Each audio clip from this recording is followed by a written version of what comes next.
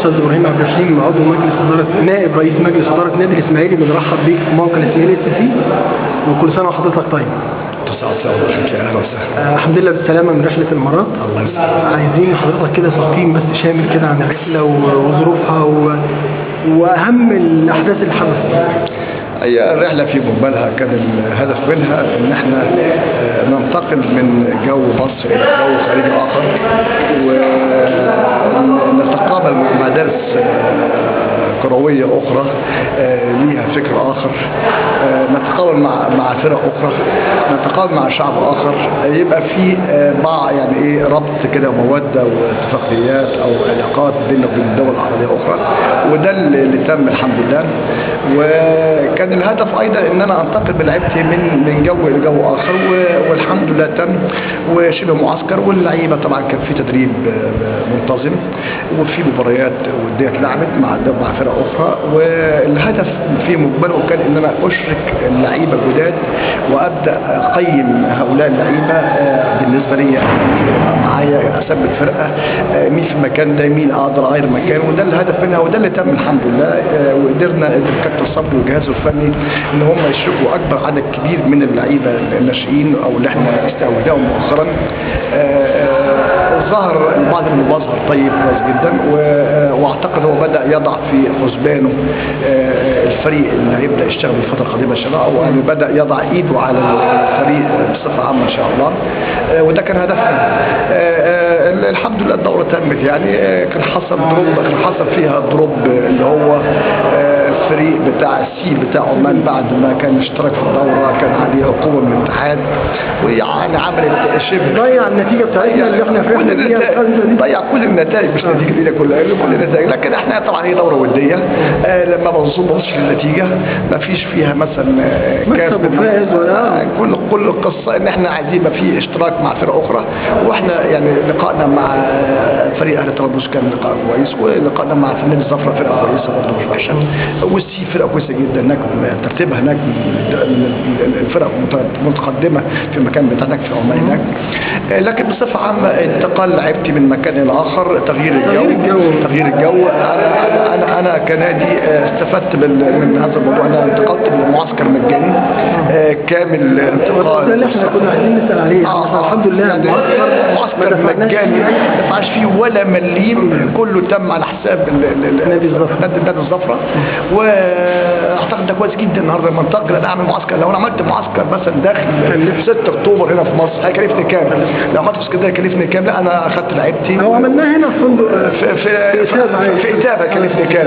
لا انا اخذت كان عندي فندق محترم وفندق يعني مغلق ويصلح لاقامه المعسكرات اللي كان بعيد عن المدينه مسافه طويله. ده كان اعتقد ان ده يعني اتى ثماره ان انا انتقل من لعيبتي مكان لاخر وفي معسكر مغلق على اللعيبه بتاعتي، ويبقى في نوع من الموده بين اللعيبه، وده اللي تم الحمد لله، وجهازه الفني والجهاز الاداري، وده اللي تم يعني الحمد لله معسكر ناجح. معسكر طيب ده يخلينا اسال حضرتك الحاجه، هل تم اتفاق بيننا وبين توأمه بيننا وبين اي فرقه؟ هي مش توأمه، هي ده بقى ده اللي احنا كنا عايز اقوله، ان احنا نادي الزفر نفسه يعني اعجب هي طبعا كانت تجربه اول بالنسبه لهم، ودي اول تجربه، لكن لما حصلت تجربه ناجحه قالوا احنا نوسع القاعده وانتم من الفرق اللي هتبقى يعني الاساسيه كل سنه، الفرق الاساسيه كل سنه ان شاء الله، وهنبقى انتم اول دعوه توجه نادي الاسماعيلي على كده ان عجبكم الاداء والشكل وعجبهم. هم عارفين مين الاسماعيلي، وشافوا حتى الجماهير هناك كلها اول ما الاسماعيلي موجود لقوا كتير جدا جاي يشجع الاسماعيلي، حتى الهنود اخطاوا مش عارفين ان الاسماعيلي من الزفره كانوا بيشجعوا عشان بيرتدي نفس الزي بتاع الزفره.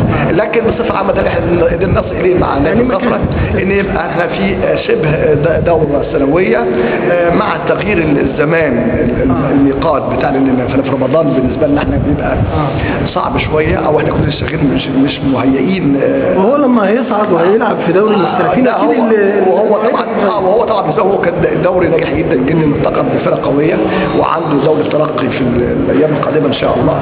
لكن في النهايه احنا اتفقنا معاهم او تم الاتفاق على ان يبقى ده شبه سنوي او موسمي بشكل اوسع. تتوسع بشكل اكبر بشكل اضخم، ونتمنى التوفيق ان شاء الله التواصل بيننا وبينهم، لان احنا يعنينا ان التواصل لاعبتنا اللي هم ما بيلعبوش عندنا ممكن يلعبوا هناك، المدربين يتدربوا هناك، ده الهدف من ده اللي احنا عملناه، وده اللي كان الهدف منه الحمد لله. طيب في نقطة برضك مهمة اللي هي مستحقات السجادي اللي جت الدفعة الثانية واللعيبة ومش اللعيبة مستحقات اللعيبة، أثير الموضوع ده والفريق هناك اتكلمنا كده عن انا التقيت بحمص والجهاز الفني ووضحت الرؤيه ان احنا هنا في الفلوس جت، واحنا الفلوس يعني ايه لا تخفى عنها خفيه، فلوس لان كان اثير انها جت وان الاداره لا اثير قبل كده من في خبر في موقع معين، واعتقد ان الايميل اللي بيتنشر او التوقيت اللي اتنشر فيه ان الفلوس جت هيكذب الخبر الاولاني. ما اعرفش ليه الهدف من زلزله النادي او الاستقرار عشان يبقى الفرق دايما اللعيبه كلها بتفكر في الفلوس، يبقى في مشكله يعني اي ما كان الهدف اللي ننشر بيه الخبر يعني ربنا يكرمه ويوفقه ونبطل بقى نفكر في مصلحه النادي. لكن انا بقول لكل فلوس جت ان شاء الله، وانا حتى لما التقيت مع الجهاز الفني وحمص قلنا يا جماعه انتوا شركاء معنا في هذا الموضوع، كلنا في قارب واحد، يعنينا في المقام الاول ان احنا يعني نعبر الى بر الامان، والنهارده هنيجي نقعد مع بعض نفكر ازاي احنا نوزع ازاي، والاداره الجايه كده القادمه ان شاء الله تستكمل المسيره، ربنا يوفقك ان شاء الله. ان شاء الله. استاذ ابراهيم بنرحب بيك وبنشكرك على التوضيحات دي، وكل سنه وحضرتك